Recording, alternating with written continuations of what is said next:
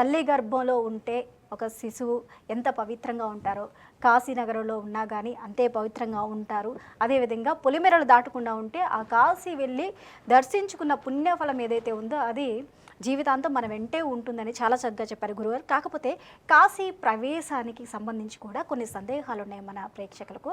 కాశీ ప్రవేశానికి వెళ్ళాలంటే కాలభైరవుని అనుమతి అవసరం అంటారా? అదేవిధంగా భైరవుని ఆలయం యొక్క విశిష్టత ఏంటంటారు గురుగారు? ఏ యొక్క క్షేత్రానికైనా ఆ క్షేత్రానికి క్షేత్ర అధిష్టాన దేవత ఉంటుంది. ఆ దేవతకి సంబంధించి క్షేత్ర పాలకుడు కూడా ఉంటారు.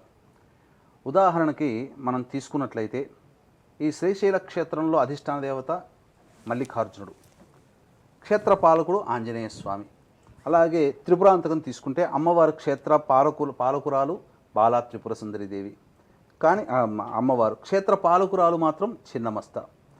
కాబట్టి ఇక్కడ గమనించాల్సినటువంటి అంశం ఏంటంటే కొత్వాల్ అంటే ఆ కాశీ నగరాన్ని సదా పర్యవేక్షణ చేసేవాడు, సదా కాపాడేవాడు కాలభైరవుడు. కాలభైరవుని యొక్క అనుజ్ఞ లేనిదే కాశీ క్షేత్రంలో అడుగు పెట్టలేరు. ఇది వాస్తవం. ఎందుకనంటే 2009వ సంవత్సరం నుంచి కాశీ క్షేత్రంతో అనుసంధానం ఉన్నది నాకు. కాశీ క్షేత్రంలో ఉండడం, ఆ 2018 జూన్ నుంచి ప్రతి 2 నెలలకు ఒకసారి కాశీ క్షేత్రానికి వెళ్ళేవాడిని. అంటే ఎందుకు చెప్తున్నాను ఈ మాట అంటే, అనేక మంది సమస్యలు తీరడం కోసం కాశీ క్షేత్రంలో అక్కడ బ్రాహ్మణుల్ని తీసుకుని వెళ్ళి కార్యక్రమాలు జరిపించి పూజ జప హోమాది కార్యక్రమాలు అభిషేకాలు జరిపించి వచ్చేవాళ్ళం. ఈ క్రమంలో ఈ కార్యక్రమాన్ని జరిపించుకోవడం కోసం ఎంచుకున్నటువంటి బ్రాహ్మణుల్ని తీసుకుపోవాల్సి వచ్చినప్పుడు కొన్ని పేర్లు నమోదు చేసేవాడిని. ఆ పేర్లు గల వ్యక్తులను తీసుకున్నప్పుడు అకస్మాత్తుగా ఆలస్యంగా అయినా కానీ మాకు రావడానికి వీలు పడలేదండి అని చెప్తారు. అప్పటికప్పుడు ఇంకో బ్రాహ్మణుని వెతుక్కొని ఆ బ్రాహ్మణుని ఆ లిస్టులో పెట్టుకొని తీసుకుపోవాల్సి వచ్చేది. అంటే ఎప్పుడో ప్రిపేర్ అయిపోయినటువంటి పేరుని మనం తీసుకుపోలేం. ఆ కాలభైరుడికి ఆ కాలభైరవుడు అనుజ్ఞ ఇవ్వలేదు అంతే అక్కడ. కాబట్టి ఏదో ఒక ఉపద్రవం వచ్చి అయిపోయింది. ఇప్పటికీ కూడా ఎంతోమంది ఫ్లైట్ టికెట్స్ కానీ ట్రైన్ టికెట్స్ కానీ బుక్ చేసుకొని లాస్ట్ మినిట్లో విత్డ్రా చేసుకున్న వాళ్ళు ఎంతోమందిని చూసాం. అంతెందుకు, రేపు ఆషాఢ మాసం జూలై మాసంలో 17వ తారీఖు నుంచి 28వ తారీఖు వరకు కాశీ క్షేత్రంలోనే ఉంటున్నాను. కార్యక్రమాలు నవగ్రహ జపాలు అట్లాంటి సంబంధించినటువంటి రుద్రపారాయణాలు కార్యక్రమం పెద్ద ఎత్తున జరుగుతుంది. ఆ కార్యక్రమానికి తీసుకొని వెళ్తున్నాను. ఆల్రెడీ కొంతమందిని బుక్ చేసుకొని వెళ్ళాను. నిన్న మొన్న అందులో ఉన్నటువంటి బ్రాహ్మడు, అన్నయ్య నాకు కార్యక్రమానికి సంబంధించి వేరే నా సొంత కార్యక్రమం వచ్చింది, నేను రాలేకపోవచ్చు, షష్ఠి పూర్తి పెద్ద కార్యక్రమం అని చెప్పాడు. అంటే కాలభైరవుడు అనుజ్ఞ ఇచ్చినా రావాలని ఉన్నా కాలభైరవుని యొక్క అనుజ్ఞ లేని కారణం చేత అతని ప్లేస్లో ఇంకొకరిని తీసుకోపోవాల్సి ప్రత్యక్ష తార్కణం ఇదే. కాబట్టి కాలభైరవుడు యొక్క అనుజ్ఞ ఉంటేనే కాశీ క్షేత్రంలో అడుగు పెడతాము. కాలభైరవుడు ఎందుకయ్యానంటే అక్కడ ప్రధానంగా ఈ సంబంధించినటువంటి ఆయన రాజ్యాంగం వేరు. ఎందుకు అనంటే కాశీ నగరం మొత్తాన్ని కూడా అది ప్రత్యేకమైనటువంటి దేశము, ప్రత్యేకమైనటువంటి నగరము.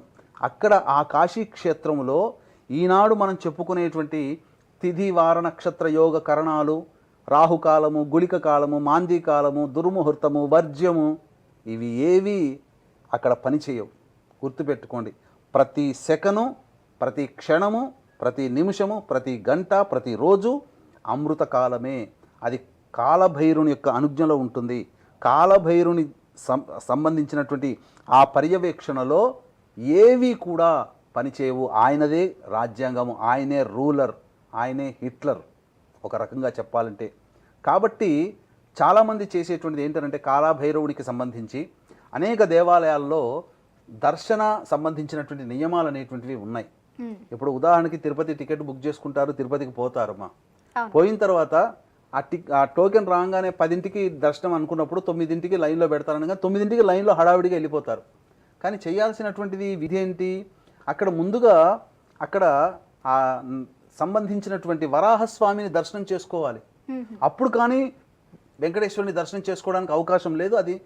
అది ధర్మం ప్రకారం అయితే నియమం. అది ఇదే నియమం. ఇట్లాంటిదే కాశీ క్షేత్రంలో ఏంటంటే అందరూ వారణాసికి వెళ్ళిపోతారు. వెళ్ళగానే ఎప్పుడు విశ్వేశ్వరుని దగ్గర పోవాలని చెప్పి విశ్వేశ్వరుని దగ్గరికి పోతారు. కానీ విశ్వేశ్వరుడు రానియడు. ఇప్పుడు మీరు ఎంత మీకు ఎండి కానీ ఒక గొప్ప వ్యక్తి తెలిసినప్పుడు డైరెక్ట్గా పోవడానికి లేదు కదా, అక్కడ ఒక పర్సన్ ఉంటాడు కదా, పిఏనో ఎవరో, ఆయన ద్వారా మీరు వెళ్ళి పలానా వాళ్ళు వచ్చిరంటే రమ్మని చెప్తాడు. డైరెక్ట్గా నాకు తెలిసని చెప్పి పిఏని కాదని చెప్పి వెళ్ళిపోతే సడన్గా ఎంట్రీ ఇచ్చామనుకోండి, ఎంత వ్యక్తి అయినా కానీ ఎలా పలకరిస్తాడు? పలకరించడు. అలాగే కాశీక్షేత్రంలో కాలభైరవుడు క్షేత్రపాలకుడు కాబట్టి మొట్టమొదలు వీక్షించేటువంటి సివిఆర్ హోమ్ స్పిరిచువల్ ప్రేక్షకులు కూడా కాశీక్షేత్రానికి వెళ్ళినప్పుడు దిగగానే ఆ ఫ్లైట్ దగ్గర ఎయిర్పోర్ట్లో కానో లేకపోతే ట్రైన్ దగ్గర దిగగానే ఉత్తరం వైపున కాశీక్షేత్రుని క్షేత్రపాలకుడైనటువంటి కాలభైరుని యొక్క దేవాలయం ఉంటుంది. ఒకసారి మీరు ఉత్తరం వైపు తిరిగి ఆ క్షేత్రపాలకుడైనటువంటి కాలభైరునికి మనసారా నమస్కారం చేసుకొని ఆటో ఎక్కి మీ యొక్క వసతి గృహానికి వెళ్ళిపోండి. వెళ్ళిన తర్వాత శుచి అయి శుభ్రత అయిన తర్వాత మొట్టమొదలు దర్శించుకోవాల్సినటువంటి క్షేత్రము కాలభైరవ క్షేత్రం. ఆయన దర్శించుకొని ఆయనకి నేను వచ్చాను స్వామి అని చెప్పి నమస్కారం చేసుకుని, శ్రీశైలం వెళితే సాక్షి గణపతి దగ్గరికి వెళ్ళమా, నేను వచ్చానయ్యా రాసిపెట్టు మీ నాన్నగారికి చెప్పవయ్యా అని చెప్పి వినాయకునితో మొరపెట్టుకుంటామే. అలాగే క్షేత్రపాలకుడైనటువంటి కాలభైరవునితో మనం వచ్చామని చెప్పి మనం హాజరు వేసుకొని రిజిస్టర్లో మనం పెట్టుకొని చక్కగా అప్పుడు ఆఫీస్కి వచ్చేటప్పుడు మీరు అందరు థంబ్ ఇంప్రెషన్ పెడతారుగా, అలాగే కాశీకి వచ్చానని చెప్పి కాలభైరవునికి సంబంధించి ఆయనకి చూపించి అప్పుడు కాశీ క్షేత్రంలో అడుగు పెట్టాలి, విశ్వేశ్వర సన్నిధానంలో అడుగు పెట్టాలి. దర్శనం చేసుకుంటే అద్భుతమైనటువంటిది. ఒక్కసారి కాశీక్షేత్రం వెళితే వీక్షించేటువంటి ప్రేక్షకులు ఇంకా వెళ్ళని వాళ్ళు వేల లక్షల మంది ఉన్నారు. కాబట్టి వెళ్ళండి, ఖచ్చితంగా కాశీ దర్శనం చేసుకోండి. ఆ యొక్క స్వామి క్షేత్రంలో స్వామి పాదాల చెంత ఉండి అక్కడ ఉన్నటువంటి మీ జాతకరీత్యా ఉన్నటువంటి కర్మదోషాలని తొలగించుకోండి. ఏ దోషాలు అయినా కానీ ఎక్కడైనా తీరుతాయో లేదో కానీ కాశీక్షేత్రంలో దోషాలన్నీ తొలగిపోతాయి. ఇది నా యొక్క వ్యక్తిగతమైనటువంటి అనుభవం అని చెప్పవచ్చు.